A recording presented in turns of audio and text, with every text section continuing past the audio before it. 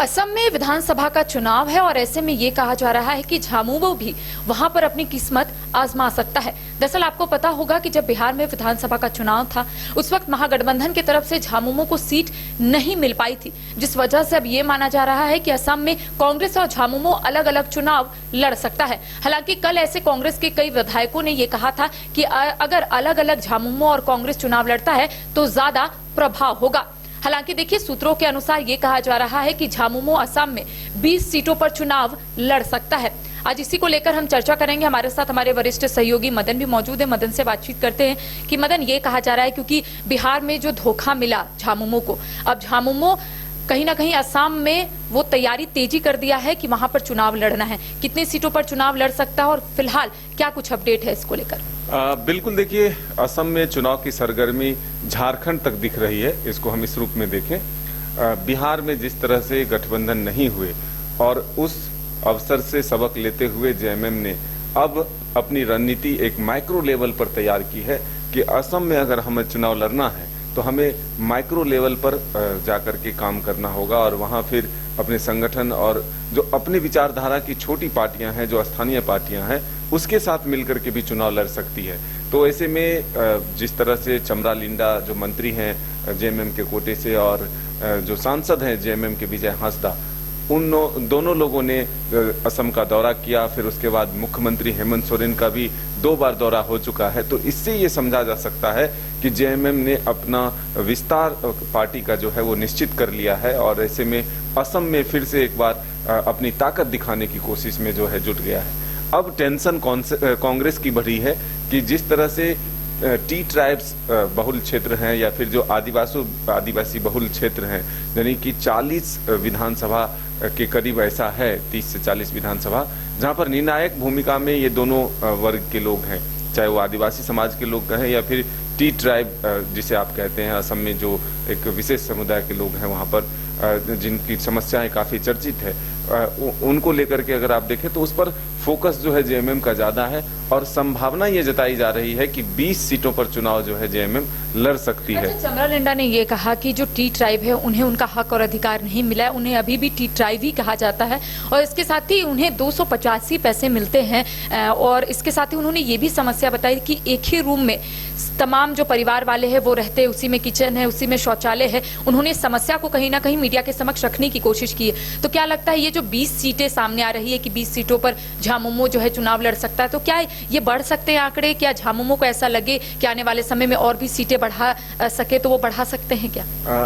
देखिए, हमने कहा कि 30 से 40 सीटें ऐसी है जिस पर संभावना जो है वो निर्णायक भूमिका में है और संभावना है कि आदिवासी बहुल और टी ट्राइब्स बहुल जो क्षेत्र हैं उस पर जेएमएम वहां के स्थानीय दल जो उस विचारधारा के हैं उसके साथ मिलकर चुनाव लड़ सकती है।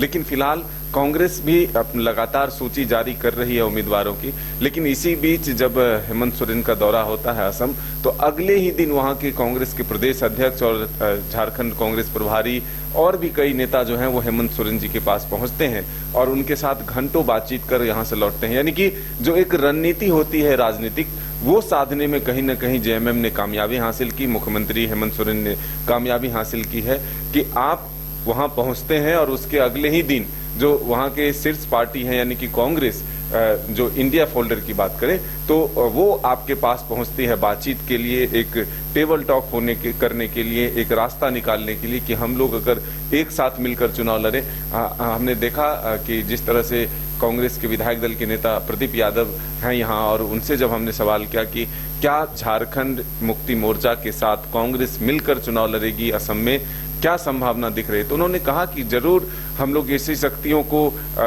एक तरह से रोकने की कोशिश कर रहे हैं जो देश में नफरत फैलाने की कोशिश कर रहा है। यानी कि सीधे निशाना बीजेपी पर था, भारतीय जनता पार्टी पर था।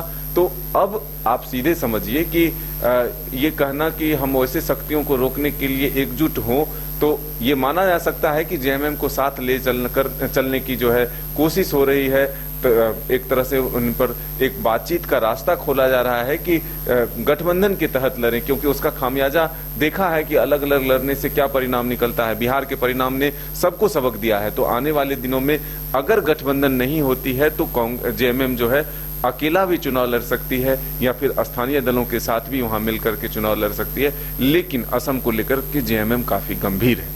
देखिए, असम में लगभग 126 विधानसभा की सीटें हैं और ऐसे में झामुमो की तरफ से ये साफ कर दिया गया है कि ज्यादा से ज्यादा सीटों पर झामुमो जो है इस बार अपनी किस्मत आजमा सकता है। और सूत्रों के हवाले से ये जानकारी मिल रही है कि 20 ऐसे विधानसभा क्षेत्र है जहां पर अपनी किस्मत झामुमो आजमा सकता है। लेकिन सवाल ये उठ रहे हैं कि क्या कांग्रेस और झामुमो एक साथ चुनाव लड़ेगा या फिर झामुमो और कांग्रेस अलग अलग, क्योंकि बिहार विधानसभा चुनाव में सभी लोगों ने देखा कि झामुमो को सीट नहीं मिली और झामुमो की तरफ से जितने भी वरिष्ठ नेता हैं उनकी तरफ से ये कहा गया कि कहीं ना कहीं उन्हें धोखा मिला है। तो अब देखने की वाली बात होगी कि आखिर असम में झामुमो अलग चुनाव लड़ता है या फिर झामुमो और कांग्रेस मिलकर चुनाव लड़ते हैं। तमाम अपडेट हम अपने दर्शकों तक पहुंचाएंगे।